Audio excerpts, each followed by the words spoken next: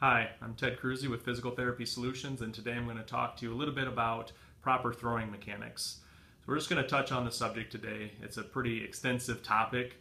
It doesn't take you long to look on the internet or talk to a few coaches, and you'll find that you can get a lot of very different opinions. Some of them are wrong, some of them are right. They're probably all partially right, to be honest with you.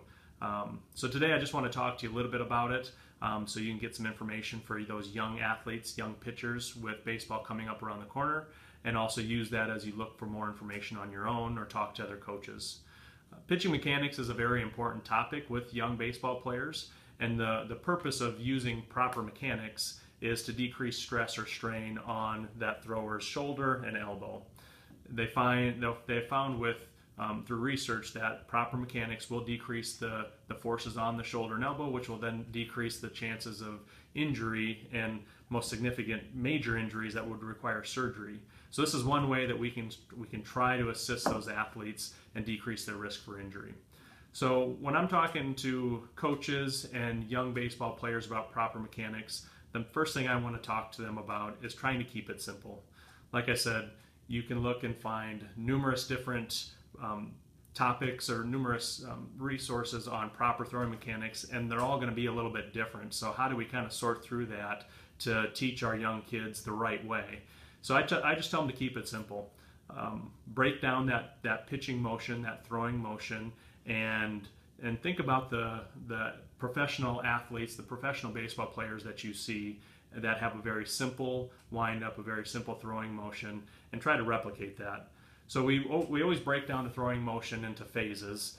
There's 6 phases. Today I'm going to talk to you about, kind of break it down into 3. So the first phase is that wind-up phase, when you're stepping back off the mound and you get up into your, bringing your leg up into that kind of holding position. The key there is you want to be balanced.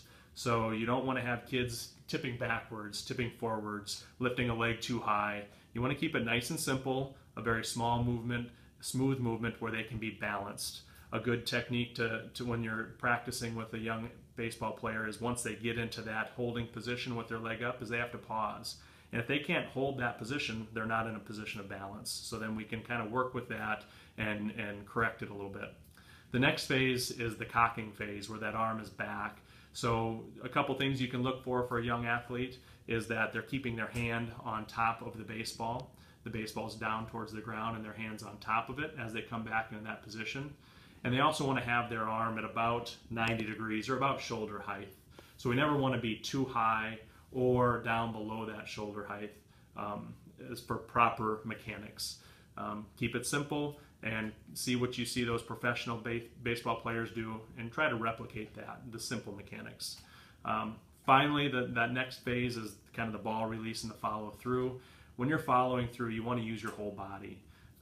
What makes the best pitchers really good, what makes them last a full game, have that endurance, is that they're using their whole body.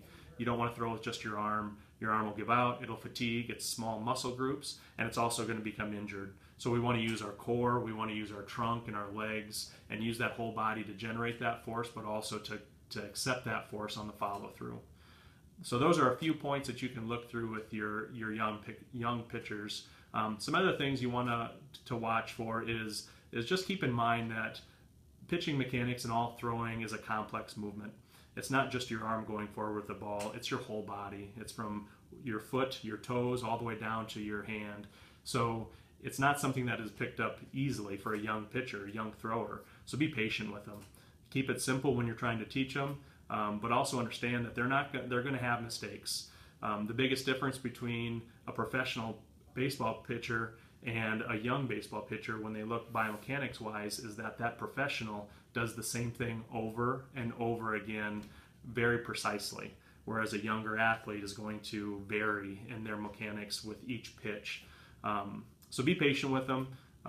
Work on small things and have them continue to work that until they master it, and then you can move on. The other thing to keep in mind is what will affect those throwing mechanics. So we hear a lot of coaches and parents ask us about things like mechanics, which can help.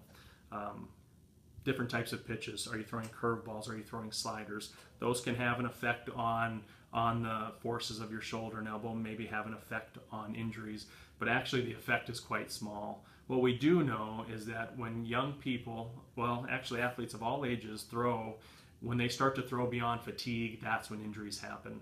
Dr. Glenn Fleissig is a biomechanics expert in Birmingham, Alabama, wrote a great paper, and we'll include a link on our website that you can find, and he breaks this information down, looking at a lot of different parts of the throwing motion, mechanics, different types of pitches.